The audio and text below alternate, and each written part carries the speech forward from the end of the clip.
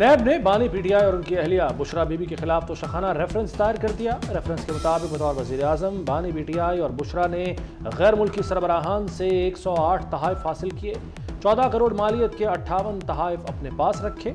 Saudi वलीअहद से मिलने वाला ज्वेलरी सेट इंतहाई कम रकम के एवज रख लिया गया।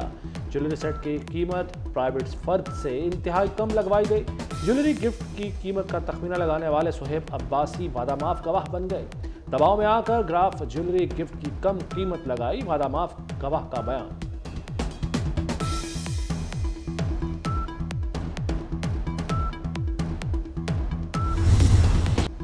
पाकिस्तान सुप्रीम कोर्ट, पंजाब और सिंध हाई कोर्ट बार का चीफ इलेक्शन कमिश्नर पर अदम एतमाद।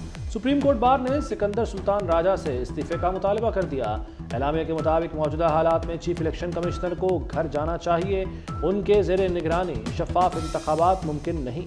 तमाम स्टेक होल्डर्स को यकसा मौके मिलने चाहिए। पाकिस्तान बार ने वकला तहरीक चलाने का इशारा दे दिया।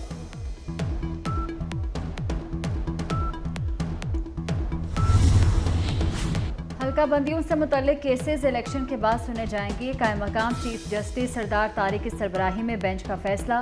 सुप्रीम कोर्ट ने बलोचिस्तान हाई कोर्ट का हल्का बंदियों से मुतल्लिक फैसला मुअत्तल कर दिया। जस्टिस मंसूर अली शाह ने रिमार्क्स दिए, इलेक्शन प्रोग्राम जारी हो चुका, अब कुछ नहीं हो सकता। इलेक्शन को किसी सूरत डीरेल नहीं होने देंगे।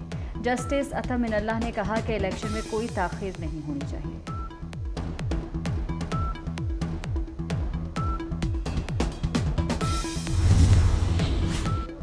मुल्क में इंतखाबी अमल का बाज़ाब्ता आगाज हो गया।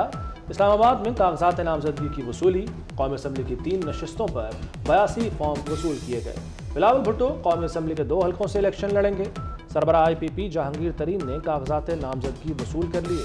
कागजात नामजदगी 22 दिसंबर तक जमा होंगे। एक नया पाकिस्तान बनाएंगे, तब्दीली आएगी, वो सब कुछ एक झूठा ख्वाब था, वो सब्ज बाग था। आइन को हम खुद तोड़वाते हैं, उसके ऊपर मोहर लगाते हैं और फिर उसके बाद पार्लियामेंट टूटती है तो कहने के बिल्कुल ठीक हुआ है। रियासत मदीना है, बदतमीजी, बदतहजीबी, गुंडागर्दी, बदमाशी और फिर धौंस धांधली।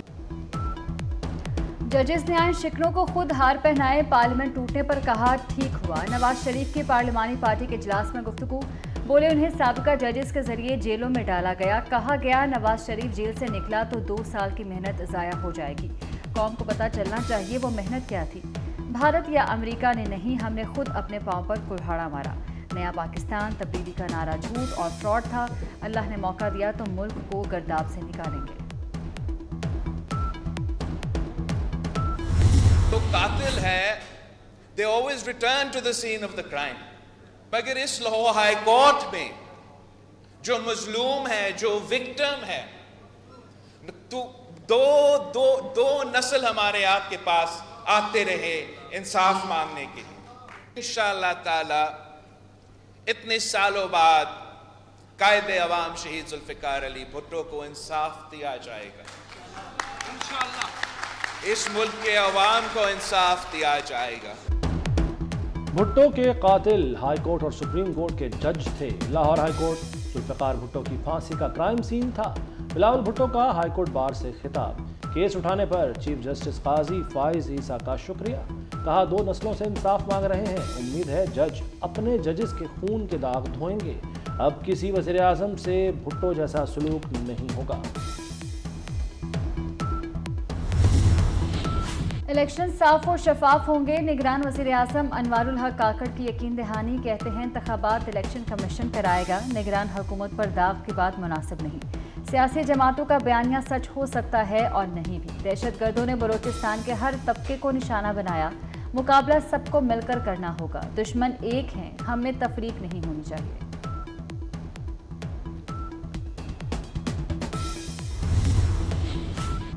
पाकिस्तान तहरीक इंसाफ की चालाकी पकड़ी गई। एक तरफ इलेक्शन कमीशन से जल्द फैसला सुनाने का मुतालबा कर दिया, दूसरी जानब पेशावर हाई कोर्ट से हुक्म इम्तना भी ले लिया।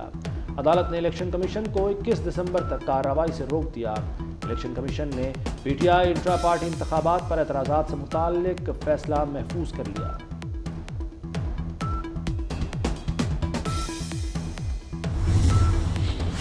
आर्मी चीफ का अमेरिकी सेंट्रल कमांड हेडक्वार्टर का दौरा, जनरल आसिम मुनीर की commander CENTCOM general Mike Erik Kurilla से मुलाकात, इलाकाई सिक्योरिटी अमूर में ताउन समेत बाहमी दिलचस्पी के अमूर पर बातचीत। मुलाकात में फौजी तरबियती अमूर भी ज़ेरे गौर आए।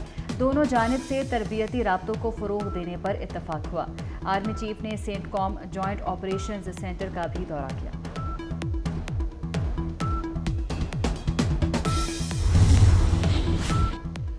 पंजाब के मोहसिन की डबल स्पीड, लाहौर में तरक्याती कामों का जाल, कड़ी शाहू में फ्लाईओवर बनेगा, रेलवे स्टेशन की जानिब अंडरपास बनाने का फैसला, वज़ीर आला ने मंजूरी दे दी। शहर की 6 अहम शाहराहों पर प्रोटेक्टेड यूटर्न बनाने की मंजूरी।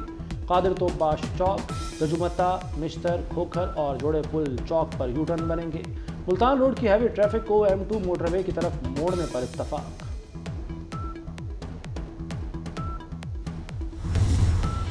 जामिया बनोरी टाउन कराची ने टिकटॉक को हराम करार दिया। उलमा के फतवे में टिकटॉक को बढ़ते हुए सोशल मीडिया का इंतहाई खतरनाक फितना करार दिया गया। टिकटॉक फहाशी और उरियानी फैलाने का जरिया है। ऐप से पैसे कमाना भी हराम और नाजायज़ है। किसी शख्स या किसी कौम का मजाक उड़ाना कतन नाजायज़ है।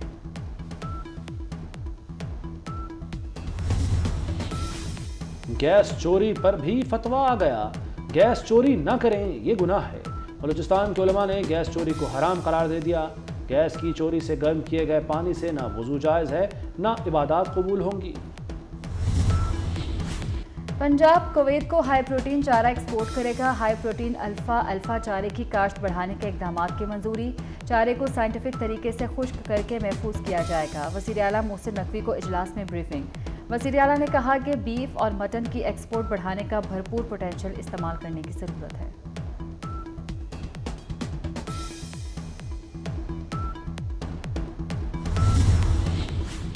डेडलाइन खत्म, आज से तजावुज़ात के खिलाफ क्रैकडाउन। लाहौर की सड़कों को तजावुज़ात माफिया के चंगल से आज़ाद किया जाएगा।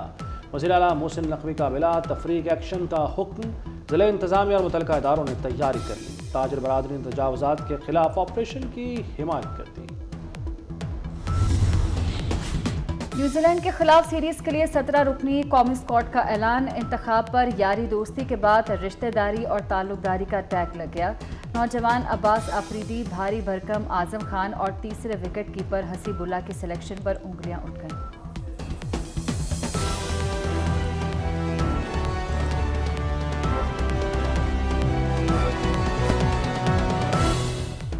बाखबर 24 घंटे।